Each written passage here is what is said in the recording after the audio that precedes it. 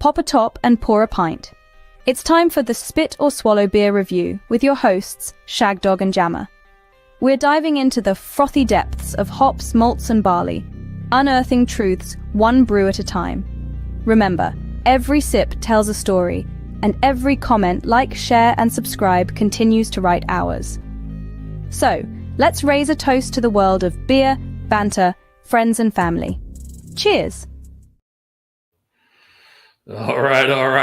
Shagdog and Jammerfan is here instead of Jammer, so that AI doesn't know nothing. Yeah. Also, Jammer was swinging for the fences when he wrote all that poetic shit. He's just like, Yeah. It made you guys seem really fancy, but I don't know if it's that kind of show. But you guys always, all those videos always do bring. Yeah, he's got those same word in every videos. He just rearranges them. Okay. Like a master of puppets. Hey, Jammerfan, I'm doing Tree of Life by Savannah River Brewing Company. It's a Bavarian Style Hefeweizen, 6% ABV not on Beer Advocate, but on Untapped. So wheat beer Hefeweizen, and it says that 5.3%, but the can says 6%, so I'll go with that. What you got? Well, Shagdog, that sounds delicious. I know it was off camera, but when I was having my birthday of Dave's session beer Ganza, I had quite a few Hefeweizens. And I spam Jammer's inbox with like lots of photos and like texts of like basically just doing beer. I should really post that stuff on like Rate Beer or Beer Advocate, but I'm just like, yeah, whatever. But Jammer got some like real time feedback. But I'm doing in the summer of Session Ganza, Stella Artois. Everybody knows this. It's good old Stella. That's why I'm not bothering to pour it into a glass. You know what it looks like, and you know what, Shagdog. My memories of Stella was when I first got into craft beer. I was drinking St. Pauli's Girl, Heineken. I was in that kind of like early 20s Euro lager phase, and it's just nostalgic for me just to drink it out of the bottle. Smells good. I never really had a Stella Artois until probably we started doing the beer review. I've had Beck's. What was the other one you mentioned? Yeah. St. Pauli's Girl, stuff like that. St. Pauli Girl, and then Heineken, I guess, even is from the same region, but it's the basic bitch pumpkin spice of that region. But right, that's the pumpkin spice. Yeah, it's Heineken is. I would say Stella is way better than Heineken. Just right off the bat, I'll tell you that. I don't know. I had Heineken on draft one time. It was pretty good on draft. So, I don't know. Who knows, right? I was going to actually buy one of those big cans of it the other day, but I didn't get it. I was like, And I don't hate Heineken. I'm not hating on Heineken. I'm just saying Stella's a better example of a Euro pale lager. I'll have to do a side-by-side comparison of all those cheap Euro pale lagers, Yeah. Matter of fact, it'd be great because me and Jammer did light beers before we did a blind taste, and I guess on Miller Lite. Sorry. But Stella Artois, Beck's, Heineken, St. Paul. I haven't had St. Paul. They still sell. I haven't seen that in years. I don't know if they have it on the shelves anymore. Or Beck's. I haven't seen that either. Yeah. Anywho, I'm ready to drink this. Looks good. It's cloudy. Like a Hefeweizen, a Bavarian Hefeweizen, right? Yeah, the head's gone, just a little finger, but a little lacing on the glass, Yeah, nice. Yeah, a little. Yeah, got your wheat. Maybe a slight banana bubblegum, but not a lot, More of a wheaty, not like Wheaties. But that wheat, the German wheat. It does have that a little bit of a banana gum, but not real sweet like that. Just a hint of it. Nice. Yeah, it smells all right. Hefeweizen. Yeah, there you go. Sweet. Yeah, gross.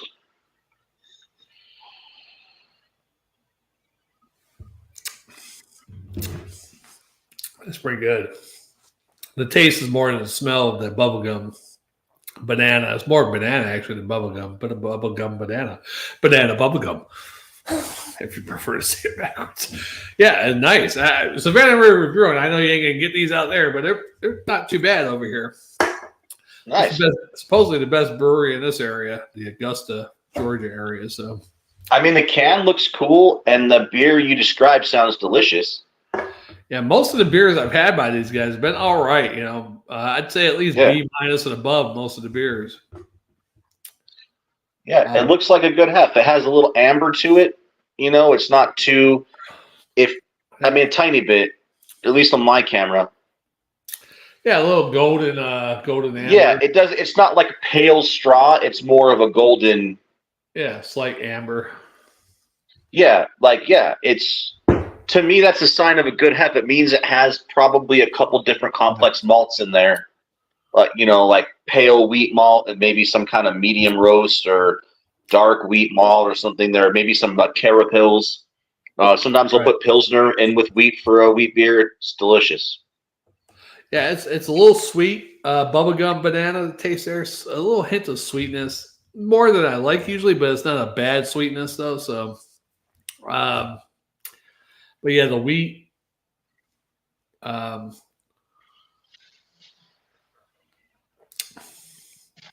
Yeah, now in the back end is kind of, because I'm not a big wheat beer type person. The back end is where it gets me. My dangler, my uvula, or whatever you call it. I call it. It's that kind of like that cloying Kellogg's Corn Smack kind of like overly sweet kind of cloying wheat flavor. A little bit, yeah. And certain things with wheat beers, they hit that dangler back there, and I get a little, not a gag reflux, but a little bit like, yeah. I'm with you. It's because it's cloying. That's why they normally use barley as the base for a beer, because wheat tends to get a little bit too cloying. If you have, and most wheat beers are 50% barley and 50% wheat. They're not 100%.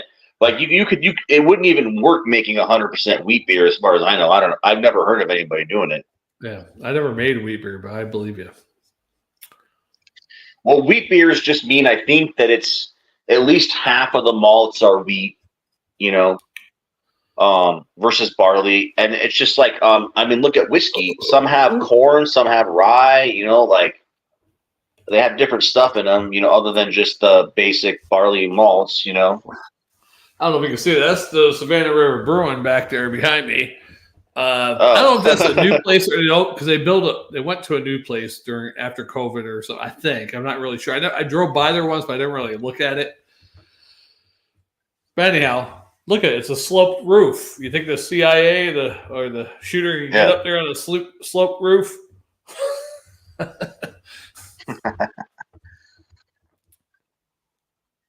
That's funny, man. Yeah. Hey, you hear that kid had they did his check on his phone or whatever, Google when you travel or whatever, and he was in Washington near an FBI place, Oh. Yeah. We can't get into that, man. We have to talk about beer, Shagdog. We can't go down the rabbit hole. I know. I just want to say slope roof and deep state. You look like a deep state operative with your sunglasses and your like Hawaiian shirt. It looks like you're deep undercover in like a CIA operation. It's possible. Hey, when I was in Panama, right? The movie, I forget which one it was. Harrison Ford. Few Good Men? No, Harrison Ford ones where he played Jack, whatever, the Patriot Games, and I forget the one after Patriot Jack Games. Ryan. Jack Ryan. The one he did after Patriot Games was, I forget what. Yeah, he was Clear and Present Danger. I think that was it. He was with Clear and Present Danger there was like a threat. They were in like a foreign country or something. I don't know. Yeah, he was in Panama at one point, and he met up with what the hell's that guy's name? It's in Platoon. He gets shot in the back. The Green Goblin guy. Yeah. William Dafoe. William Dafoe. He meets up with William Dafoe. William Dafoe's got like a beard, and he's in like a Hawaiian type shirt down in Panama. Yeah. And I was like, wow. You're totally William Dafoeing out right now, man. And I saw that movie while I was stationed in Panama, and I saw dudes like that down there. A couple of American people like out in a club, and they look like those guys. I was like, wow. And then after I saw that movie, I was like, wow, what are these guys I'm seeing out there that got beards and Hawaiian shirts on? Might be deep state CIA or something. Yeah. It's funny, man. And here I am looking like it, how many years later? Yeah. 30 years later. Yeah. I shaved off my Rip Van Winkle beard, though. Oh, that's good. Yeah, I noticed that. I kind of cut it back. I mean, I'm sort of like, I don't have like a crazy, you got like, you do have you look like you've been on a Panamanian island for like a week. Yeah, waiting for your CIA package. Are you sure you're not the deep state? Maybe you're the deep state, man. You're the deep state. I haven't shaved in about 5 or 6 days. So, what would you do if you woke up and you found out that you were a liberal the whole time and you were just under deep state conservative cover, but you're really like a flaming liberal, and you have all these like dresses and you're super trans and stuff? Oh my God! I saw a video today where a guy went to a school and caught the women. I don't know if it was kindergarten, preschool, whatever it was. He caught the women dressing his son up like they're dressing all the boys up like girls, had a dress on them, doing a little play type stuff. And he's like, "Get that off my son now! Take that off! If I ever come," I was like, "Oh my God!" So see what happens? It's these damn women. I just think it would be hilarious if like you were in like deep cover and you believed the Shagdog persona, but you kind of come out of it and you have a husband. He's like, "Hi, I'm Ricardo. I missed you, Shaggy. I missed you, my love." Like right now, I'm under MK Ultra to be a deep. Yeah, like, and you think you're like this like badass conservative like straight man, but you're really like super flamingly gay, but you don't know it though. You're undercover. Right. I'm brainwashed. I'm MK Ultra. Yeah. No, you're actually probably black too. Like you can't see it, Shagdog. You look in the mirror, you see what you want to see. That's not hair. You're not seeing the black man in the mirror, buddy. That's dreadlocks, right? But I should quit while I'm ahead. I know that like you don't hand out video edits easily, so I need to make sure I'm not. The next request might be turned down. You might just be like, no. When you did that, I was thinking we're going through all the political stuff. I'm like, wow. Okay. I mean, what we're talking about all this crazy political stuff. What's he want? I go to the minute mark where you wanted to edit it. I'm like, yeah. Okay. It was just unnecessarily graphic. I don't know. It wasn't bad at all. It was funny. Like when you said like, I showed it to Julia because I was just like, just in case this leaks on the internet, I'm just gonna like, I'm doing damage control now. It's like Hunter Biden. Yeah, there were a lot of hookers, but I'm just gonna admit it that I bought illegal guns and did drugs and got hookers. Yeah. But it was just like, I was like, it's in college. It was in college. So that was 20 years ago. So she knows about the Nubian princess then. Well, now, because I just said this video could get out. So I just said, this is what happened. And this is like, I'm so sorry. And she's like, I don't care. She's like, I don't care. Hey, at least she found out a better way than I did. Well, I mean, when I dated the German girl one time back in 2012, end of 2012, beginning of 2013, and I went on a couple of dates with her at her house with her, watching those shows where the wife kills the husband, tries to hide it. Those type of Snapped or the true crime stuff. One of those type of things, and it shows a dude and a woman, and he getting her into porn. They're making money. He's like, yeah, like there's this girl on girl porn. Then they wanted to take her to New York and do guy on. He's like, I don't know, but then they told him what the price was. He's like, okay, honey, yeah, let's go to New York. And then they show a BBC on her.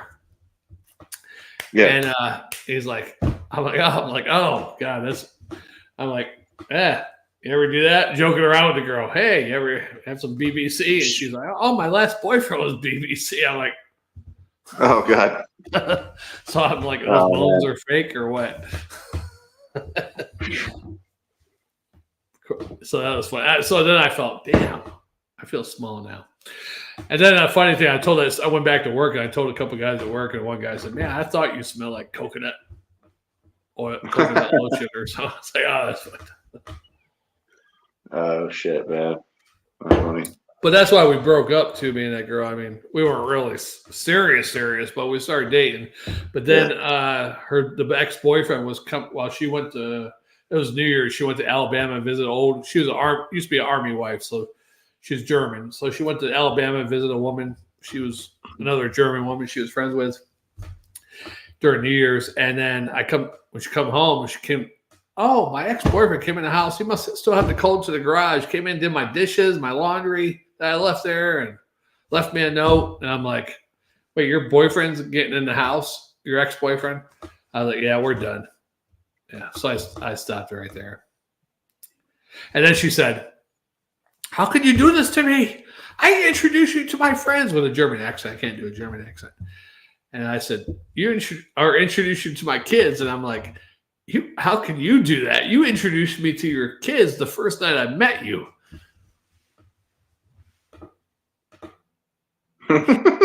Yeah, that's kind of crazy, right? Yeah, no, there's a lot of like, I guess that kind of stuff happens a lot, right? Like when you have kids and you're dating and stuff, like sometimes they don't want to, they don't want you to meet the kid at all, right? Like unless you're married. Make sure you're an all right person, you know. Yeah, they keep the kids away. Right. And they just give you a hand job in the Carl's Jr. parking lot. Yeah, the kids don't know who mommy's friend is. Yeah, who's mommy's special friend tonight? Right. But then again, you look at it the opposite way. Well, wouldn't it be better to let kids know who's mommy's special friends, at least after the second or third time, right? So, I got a funny story to tell you. So, you know, I was born in the early '80s, and you know, it was like the early '90s. I was about 10 years old, and I remember I'm trying to think, maybe more like 8 or 9. I'm trying to think, like second grade, maybe third grade. That's around 8 or 9, right? Yeah, somewhere around there, I guess. Yeah. All right. So my dad was a single dad, and I had this best friend in my class, Eric. Third or fourth. Dude, yeah. Well, maybe it was third grade. Yeah. And his mom was smoking hot. I mean, I know that now in my memory, but as a kid, like she was a redhead with double D's. Like she just smoking hot redhead. But I just wanted to hang out with my friend Eric because he was a fucking cool guy and we were best friends. And then our parents started dating, which was awesome because I always could spend the night over at Eric's house. He's like, we're going over for a sleepover. I'm like, in the middle of the week, just a sleepover? Like it's the weekend. He's like, yeah, we're gonna get you guys pizza and everything. Now I know what they were fucking doing. You know? Oh, so this is your dad's woman. Yeah. So, because you know, like if you do a sleepover with your friends, it's usually on the weekend. Right. Yeah. Well, my dad was dating my best friend's mom. Right. So he was like, oh, it's like Tuesday night. Hey, we're going over to your friend's house for a sleepover. But wait, your dad wasn't with your mom still, was he? No. My dad was single and divorced, and this lady was single and divorced. That would make the story so much better. No. Not that crazy, but just single, you know, single parents. Okay. But it was my best friend, so it was cool. I was like, what? We get to go over there? It's like, yeah, we're getting you pizza and everything, and we got you a movie. So now I know they were putting on a movie and giving us pizza while they were fucking, and that's fucked up. Right. Now I know what they were doing. Yeah. You know? That happens. It's pretty gross. And I look back and I'm like, because, you know, I'm in my 40s now. My dad was probably like 29 or 30 at the time. So younger than me. It's weird to think of my dad as like somebody younger than me, you know, like, oh, you little tyke. Wow. Yeah. Yeah, I look back too. Yeah, I'm like 53 almost. And when I first moved to Florida back however many years ago, 1997, my parents were not even 50 at that time, 49 going on 50 or some shit like that. Yeah, 40. I think they were both 49 or my stepfather's 49, my mother is 48 when we moved to Florida. I'm like, holy fuck. I'm older than they were when we moved to Florida. That's kind of crazy. It does, and that doesn't seem that long ago. It's like, what? Yeah. Anyhow, my score on this beer, thanks for watching and staying with us, is, I'm not a big wheat beer fan. This is all right to drink easy. I'd give it a B- and a swallow. All right. Well, I know I'm not properly reviewing this, but I'm reviewing it the way that I did when I was a kid, like my dad's age, 20 or 20s, 30s. I do get that like skunkiness on the nose. I don't know if it's just my imagination or the green bottles. It was in a 12-pack though, so it wasn't really exposed to light. But I don't know. The Euro Pale Lager, it's a style, so it's all malt. It doesn't have any rice or corn. It's all all Pilsner. Basically, it's like just Pilsner malt and then some like Euro hops. Like this, it says it uses Saaz hops, which just have that like, that skunky hay, like, Yeah. kind of smell that like kind of like I guess I would say, I know when I say dank, you guys think basements, like a dank, musty, moldy basement. I guess what I'm talking about is that cannabis, like weed smell. So this dirty dish rag. dirty dish rag, yeah. This has, I guess, by dank, I mean it has that cannabis, that skunky cannabis kind of smell to it. Yeah, well, yeah, a lot of Euro lagers like the skunkiness too, and Jammer doesn't mind the skunkiness, so I think he should smoke more.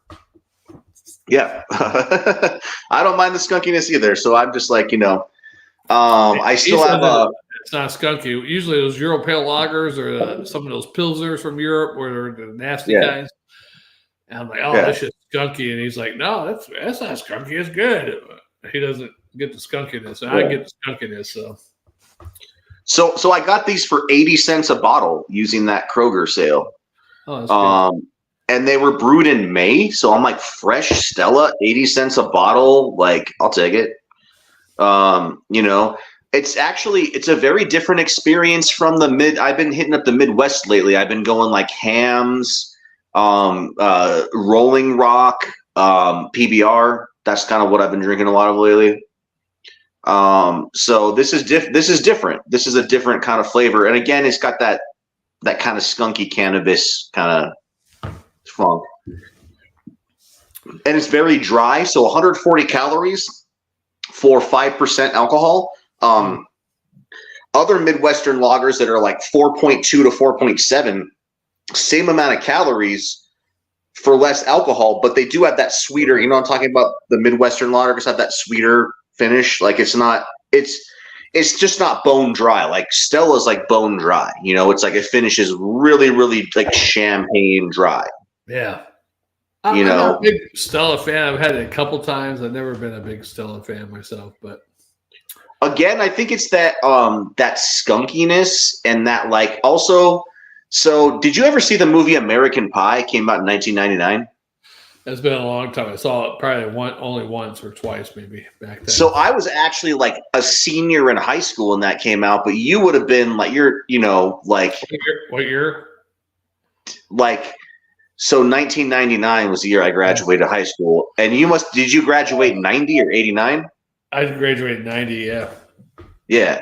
So it was just a different time. You were probably past watching shitty high school movies, but to me and my friends, occasionally, I was still there. I was still immature. To me and my friends, we smoked a joint in my buddy's Bronco, and then we went in to see the movie, and there were all these like women our age there, and so we were like making comments and throwing popcorn at people and being rowdy. We almost got kicked out.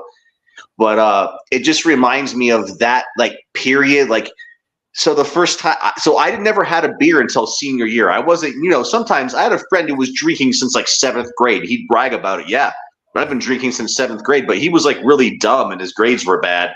I don't think you should start drinking at 7th, Like, I was like, okay, senior in high school, that's probably the earliest you should start drinking. And even then, it was like I'd have like 2 beers and I'd be buzzed, Right. And I really didn't drink that much till I was 21. Because I was always a pain. I was always a pain in the ass to try to get alcohol. Like you're buying drugs or something. Like it's always a friend's older brother. So I would only drink if I was at a party and somebody managed to just get some alcohol, and I'd be like, okay, cool. And I think some of those parties just ended up like the St. Pauli's girl, like the Heineken. If you're a college kid trying to buy good beer, you're just like, oh, what are the imports? You're like, oh, these must be really good beers, Right. And they're all better green bottle. I didn't really drink a lot of Bud Light. Like the crowd I hung out with just really liked. So the other beer we had a lot of was Fat Tire, back when Fat Tire was good, and it was like one of the only beers that they made, and it just like, it was everywhere. You get Fat Tire. So that was like everywhere. And then remember Sierra Nevada Pale Ale, that's been around forever. Yeah, that's considered one of the top pale ales still, I think. It is. And then also we had a local beer called Monkey Shine. It was a Belgian strong ale that was 10%, and we would like drink pints of that and they served it in pints. You know, now you have a 10% beer, they serve it in a little tulip glass, 8% 8-ounce pour. Yeah. You know, back then they were serving pints of a 10% beer to college kids. Yeah, that's awesome. And then back then it was like $3 a pint too. So we had our beers that we had. You know, we never really had to resort to Bud Light very much. See, while I was in the Army, craft beer wasn't a big thing yet. I was like 1991, 92, 93. Yeah. But the big beer was Bud Light, Budweiser. Bud Dry was my go-to beer back then, like 92. I loved Bud Dry. I was like, wow, that's pretty good. It's dry, and it makes me want to drink more. Yeah, no, these Euro lagers are dry. It's funny that you mentioned that. I've heard of Bud Dry, but I've never had it. Yeah, they stopped making it like 94 because they came out with Bud Ice, and then Bud Dry just disappeared eventually, basically. Yeah. Well, hey, man. So should I? I still haven't properly reviewed it. Do you want to do one more video? If you do, I will wait and review this beer on the next video because I've talked about it. Are you done? Review it now, but then you can review it again if you want to do another one. Well, I've just got one left. This is my last beer, but I have vodka that I can always go to. Or no, rum. I have rum, and I have rum, coconut water, and lime. I could make a. Where's Julie at to control you? She's in Red Rocks again. I think I told Jammer like she's going to Red Rocks for a show. Have you heard of Red Rocks in Colorado? It's the most famous venue in all of Colorado. No, never heard of it. Well, she goes to a lot of shows. She's having a girl night tonight. I think it's like a amphitheater, but there's red rocks around it. Yeah, it's like basically. Yeah, it's sort of they built it into the rock. It's like I think I've seen it before, but yeah, it's pretty famous. And man, it just rocks, man. I just didn't go because I'll be honest. A lot of this, like, and I hate to say this, and God save my soul, but a lot of this whiny alternative rock, I just am not into. Yeah, whiny. You know what I mean? I won't name any specific bands. I'll just say it's like sensitive whine rock. Like, you know, it's okay. Like, it may have some catchy tunes, but there's not any real bangers. Like, I listen to a lot of hair metal because of you. You got me into, like, a lot of, you know, Rats, right? Right, yeah. I actually heard, I never really listened to it. Was it Thin Lizzy I told Jammer about? Thin Lizzy, I believe. I heard one song by them. I heard one song by them the other day. I was like, man, I gotta check out these guys. I like that song. Where the hell? Yeah. Jammer. Let me see if that's what it was. Yes. So I have Sirius satellite radio, and they have a hair metal dedicated hair metal channel on there. Lizzie Borden. That's what I gotta check out. I'm like, Lizzie Borden. That sounds pretty good. I heard of the band before way back in the day, but I just never listened to them. Yeah. Yeah, there's a Thin Lizzy though too, right? That sounds familiar. Yeah, there's a Thin Lizzy too. Lizzie Borden, Thin Lizzy, and what's the other one? Molly Hatchet. Molly Hatchet. Molly Hatchet. Yeah, wow. They really milked that whole like Lizzie Borden killed her parents with an axe thing. Kablam. I forget that dude. Yeah. Kai, the bum kid that killed the guy, and then tried to kill. Oh, he did kill an old man, I think. Right? Never mind. Yeah. Well, all right, Shagdog. I'll review this. I just got a fresh bottle. I'll give you a nostalgic rating and then a real rating. So it is taking me back to the college days, and it does have that dank cannabis thing. Now on the nose, really not too much else other than that, right? So you were talking about Bud Dry. This is very dry, and I'll be honest, it does have. There's a noticeable hop flavor, and they say it's brewed with Saaz hops. So I would say compared to a Budweiser or a Coors, which I really like, you know, and Miller High Life, it has more hops though, but not bitter. Just it has that hop flavor, and it gives you. Have you ever had hop burps? You have a skunky beer, and you have burps, and it's kind of a skunky burp. Yeah, yeah. It happens with these kind of beers. Yeah, it's like. That skunky flavor, I got skunky hop burps. It's like, you know, I don't know. It just, but it's a specific flavor that you could only kind of get in a beer like this, though. You know? Yeah, it's kind of like what that cat might have tasted if she Pepe Le Pew. Yeah. I don't know about that, but that's funny. Yeah, I don't know, man. Like I had that really good craft Italian lager. Think of like if you took Peroni and instead you used super quality ingredients and you dry hopped it and like did that, like it was, minerally and like earthy and like flower, like wildflower, like citrus. Enhanced, yes. Yeah. Enhanced Peroni. Yeah. I did do an Italian beer a month or two ago, but I can't remember what the hell it was called, but it was some Italian lager. It wasn't Peroni, but it was something I never heard of before. It was all right. Well, what I had was fantastic. It was made in Denver, though, so it wasn't imported from overseas, but they did like their craft take. And I was telling Jammer this, and he said that wasn't that bad of a price, but I got some beers from them. They're $3 a can for a 12 ounce. Even for a 5% beer, $3 for a 12 ounce. I mean, and it's $16.99 a 6-pack to get this beer. So I only bought one can. I was like, shit. Yeah. And I also got their hoppy American pale wheat ale, which was really good. This is Stella Artois? No, this is a brewery called Four Noses in Denver. Oh, okay. But that Italian beer made me like thirsty for some Euro lager. Yeah. And this is still I had today off. This is the last day I have off for my birthday extravaganza of time off and drinking. I wanted to finish out with I got this 12-pack. I've been drinking probably since about like 1 p.m. or something. So just kind of nursing these guys. Yeah. Hey, yeah. Four Noses, man. You wouldn't turn your nose up to that, huh? I wouldn't know. It's pretty good. I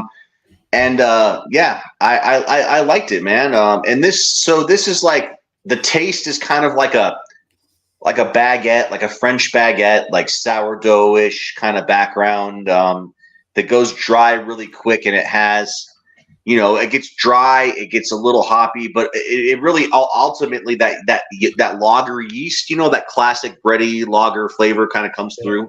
Yeah. But like you said, it's dry. It makes you want to taste a sip, and it's really thirst quenching because it's so dry. It's not like sweet and cloying. You can just keep drinking it. You can take it down pretty quick if you want. It's very thirst quenching. I've had Stella Artois a couple times. I think I only did a beer review on it like twice, I think, way back in the day. So it's got a 77 on Beer Advocate. So it's not like it's the God's gift to whatever, but on the barrel. That's not that bad though. I've seen, way worse, 50s, like 40s. Yeah. Like if you look at Coors Light on there, it's like a 43 or something, like a lot of the lagers. Yeah. So Stella is like, it's got a reasonable score. And again, I had the manufacturer's coupon. I don't know. Kroger always does this. They advertise on the app, they advertise a coupon, but it's a manufacturer's coupon, but it'll also be on sale, and you can stack the sale with the coupon, because normally they wanted $19.99 for this, and it was $4 off, and then I stacked a $6 coupon on it and got it for $9.99. Huh. I would not pay $19.99 for a 12-pack of this. No, there's not too many beers I'd pay $19.99 for a 12-pack. Maybe it'd have to be a good craft beer that was high ABV or something. Something you really love too. Like there's this beer out of North Carolina called Birdsong Brewing. Their porter, I'd probably pay $26 to $30 for a 12-pack, probably. Yeah, but like for Stella, no way. But honestly, $9.99. That's a pretty standard price for a 6-pack these days, even $10.99. So for a 12-pack. I was like, and it's my summer of session extravaganza, and I will say this is pretty sessionable. I'm going to say this is a sessionable beer. So I'm going to give it a B-, but a swaff because of the drinkability. Oh, okay. That's a kind of a crazy score, right? B-, but I'm swapping it. Swapping it, swallow in half. You got it. Yeah, because it's easy drinking, man, and it's nice and dry, and good for this weather. Yeah, the whole spit or swallow scale of drinkability, this swallow, swarter, swallow and quarter, swab, double swallow, it's all based on your drinkability, how it really makes you feel. Not even the taste wise, it just this really goes down good or something. Yeah, no, this is a swap. I'm telling you. It says they've been brewing for 600 years, so I think they nailed it, Shagdog, as far as like 600 years of practice. They made it drinkable. Kind of like the Romans did to Jesus, They nailed it. Yeah. Shit, they were practically making this in the time of Jesus, Right. I mean, can't forget, they weren't only nailing Jesus, they nailed many other Jews. I know. Anyway, that's a good time to end this particular episode, Shagdog. I can. I have half this beer left, and I can make a Captain Morgan cocktail if I need to. All right, yeah, I think I got 1 or 2 more beers in the fridge, so I can't remember what the hell I got. I know I got a stout. I can't remember what the other one is. The stout's like a 12%. No, I don't want to do that, so I'll see what the other one I got. I gotta eat eventually. I probably should eat human food and not just beer. But I got like a half hour left in me. I got another episode. All right. I'll just say Shagdog's beer, and then Jammerfan's drinking a what? What's is that a pina colada? So if you do pineapple, coconut, rum, and lime, what is that? Like some kind of like? Yeah, that's like you might have to add some milk to it. But yeah, that'd be like a pina colada, I believe. Yeah, it's but I'm using sparkling coconut water instead of like the milky stuff. So it's like a kind of like a Shirley Temple colada. All right, so I'll just call it a pina colada somewhat. Yeah. All right. Yeah, sure. Somewhat of a pina colada. All right, man. Pinga colada. There you go. Yeah. That sounds good, man. All right. I'll see you in a bit. Hey, spiritual beer review, Shagdog and Jammerfan. Yeah. All right, man. I don't think people understand how crazy this beer journey has been. From the wildest flavors to the most unexpected brews, it's been a roller coaster of taste. So if you had a blast with us, why not give that like button a gentle tap? It really helps us out and keeps the beer flowing. Go ahead, subscribe for more wild beer adventures with Shagdog and Jammer. You won't want to miss our next crazy review. And hey, don't be shy. Share this madness with your friends and drop a comment below. We love hearing your thoughts and beer recommendations.